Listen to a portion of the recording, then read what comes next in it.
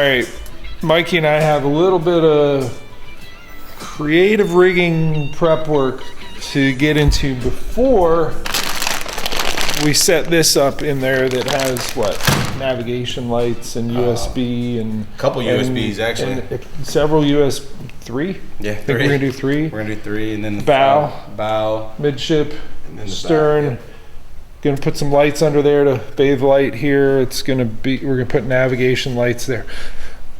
Another video. You gotta watch that. You gotta stay tuned for that one. But this is a little bit of prep work for the creative sort of, I mean, behind the scenes type deal? Yeah, it is behind the scenes. I mean, it'd be one thing if we just showed what the final product is, but we're gonna show, let me explain first. So my transducer is on this closed cell foam squishy, you know, it's jammed in there, and I got these straps that connect to the transducer. You know, it's made so if it's hit from the inside, it just pushes up without sustaining damage to the transducer itself. It just takes a hit by sliding up. You can see daylight in there, right? I'm just pushing that out, and I'm gonna let that go down. Yeah. All right. So Fletch and I did this last night. I've done this before on pods where we use this closed cell foam. This is used as like bulkhead material when they manufacture whitewater kayaks. It's flotation. It adds some rigidity, you know, to you put it underneath, you know, in the hole where you stand in the middle sometimes. Whatever. I've done this before where I shape a piece that fits perfectly, you know, up in that hole. Yeah, there's Mikey's fingers sticking down at us. So it fits there, and we jam it up in there, and the transducer wire goes up, and it takes up the bottom half of, I'm just gonna lay this down, man, so people understand that now, what we're working with. But it takes up this where this normally is, so we can't totally use this, and we have all of this super long. We can wire up a, you know, 39-foot boat with all this cable. Maybe not that long. Yeah. Way more than we need. I still wish these manufacturers would make shorties for us kayak anglers. Anyhow, and all that needs to kind of sit there.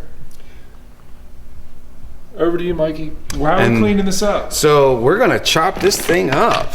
So we're gonna kind of do a camouflage kind of a look, but still have a through hole all the way through. Yeah. But you still have the rigidity of the sidewalls here, based down on the ground, utilizing the same clamps. Yeah. And the styrofoam. I mean, you just sit it on top. It's way up on top, and this won't connect. Right. How are we doing that? So what we're gonna do is we're gonna chop that whole bottom half off, and then we're gonna put it right back. And it's plenty of room for all the cable. And then we're going to put that on top, put a lock and load base, put my head unit there. And then you got yourself the unit to where you can still kind of lean that to still push down your transducer. It'll be shallower. Yeah, a lot more shallow. Yeah. Okay. I'm excited. Let's do it. Let's get cutting. So you're going to fit it in there? No, that's definitely not fitting in there. Too small, not enough gap. So what's plan B? We're going to go with the Dremel. Okay, cutting wheel? Yeah, good old cutter wheel. Let's take that lid off. It'll make your life a lot easier. Yeah. Good call. So we're going to hold that in place. It's supposed to hold in place.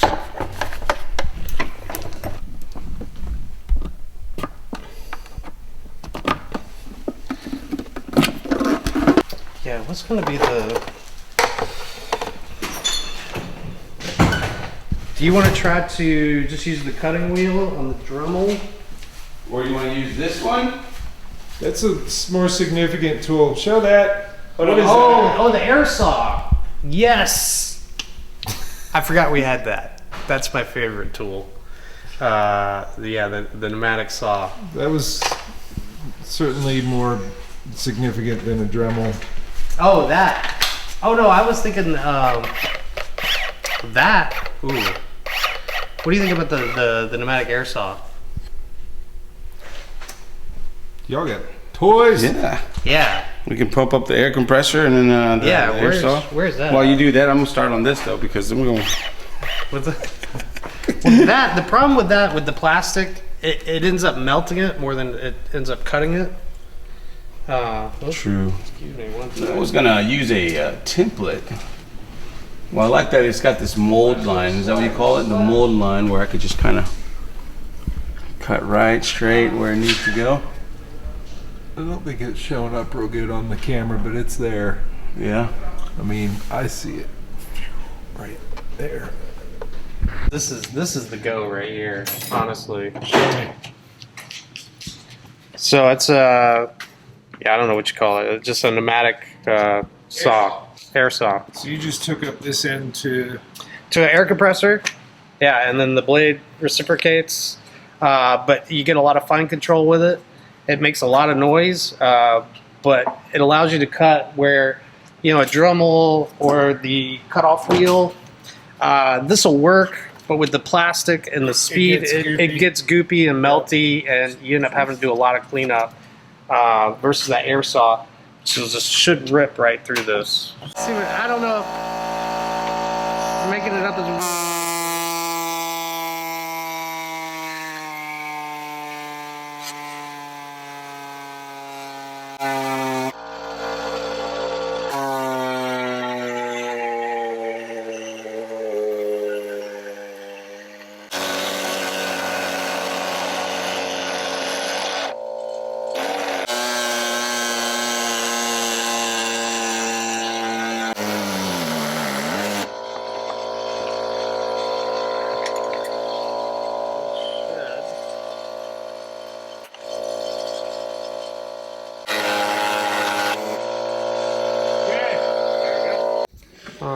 So we got some areas that aren't totally flat, but that was a good cut.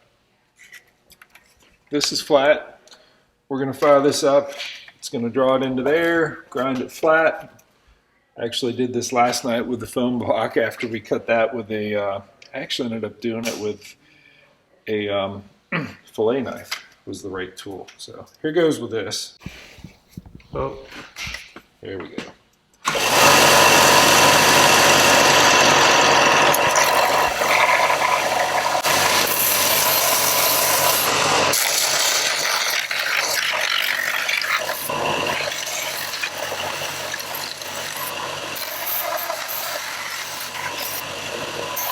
So Jeff did a beautiful job leveling this out and getting it clean. Of course, when you start sanding or working plastic, you're going to get these little edges and these little melty bits. So a great tool we keep in the shop is this little edge reamer right here. And you can just run that along your edge, and it's just going to clean up all those nasty burrs. This is great if you're drilling a hole in a boat and you need it just a little bit bigger. You can run it around on the inside there. Ooh, nice. But it'll just give you that nice, clean, kind of finished edge to anything you're working. Cutting holes in for the FPV system, some tight spots. I bet that's a really quick, easy way to get those out. Oh yeah, definitely, yeah. So if you're doing any kind of you know, installing any kind of plug or a port or something, so you can get in there and just get that edge clean, so you don't have any sharp edges on your wires. Okay, let's go see how this seats down in there. Yeah, I'm excited. This is a very unique setup here. So we set it on there, and it was actually hovering up when we clipped it into the old one. So I want it low, and now it's low. We just got to figure out. Oh, I like it. Yeah. I like that better. We don't need that. But we got to figure out a way to seat it down there. I mean, I'm not pulling this in and out, so it's there. Yeah. I got an idea. Do we want to just hard fix the base and be done with it? get rid of the latches, and just have this to secure it down. Because you can actually Throw some double-sided foam tape on the sides. And, Yeah, I was just thinking we could put some like a foam gasket yeah. to kind of take up some of that. absorption. Yeah. Yep. I want these off. Okay. I hit these. I mean, here's my pedal, and if they happen to be down, just Well, they're easily. I say easily. keep saying easy. They're easy when you don't want them to be. Yeah. Yeah, it's been easy with my boot. There we go. I was already done. Just trying to be gentle with it. Luther is having an aneurysm right now watching this process. He's not. He's like, yeah. It's like, do you know how They're much coming time and money and effort we spent in Just for us to cut. designing this feature? And Well, I mean, you look at these things and how many different modifications we have going on with that aftermarket products. You know.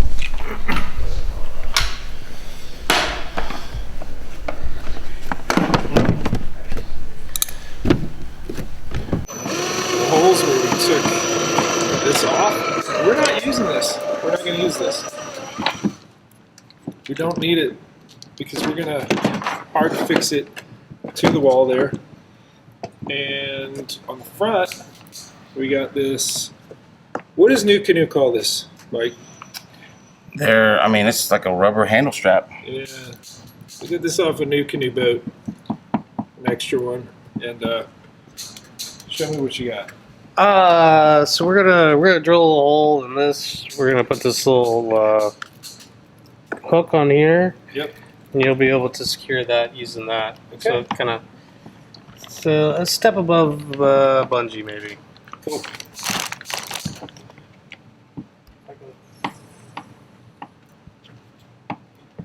That's some good looking goo there, Mike. Thank you. Nice and clean. That's why always. These ones Yeah. were from this, like earlier today. And I just go And right I just back in. throw it in there, but then I just pulled it out. Mike just used it to make my boat watertight again.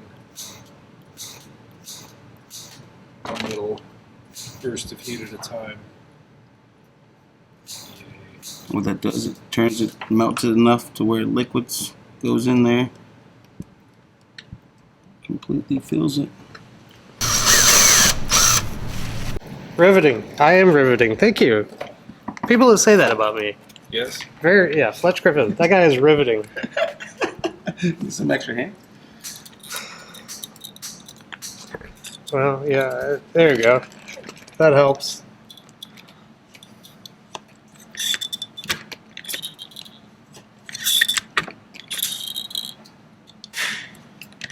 I think it's crooked. Ah, it'll swivel. Isn't that your line? Yeah, it is. Yeah. It's not though. It's straight. Mikey just plays on Fletch's anxiety. Yeah. Yeah, good at It's it. his favorite game. As soon as I get done installing something, why'd you do it crooked? All right. Boss man, how are you? That's it. We're gonna hard fix it, and that's it. All right. So then we gotta open this up, and we got some holes there. There's some holes there. We're gonna hard fix it. Maybe something on the side. What do you think? We'll see. I mean, we'll start with the front. I think once we get this back wall locked in, and this sits really nice and flush here, I think that'll be enough. But if we need to, we can always add some more. So, All right. And then we can move on to like this jumble of electronic. This chaos. This chaos. Yep. I do want to get before we move beyond that. I do want to put a Gridlock XL mighty map. Put that there and a lock and load base because I gotta put that Lowrance head unit right there. Show you that when it's done.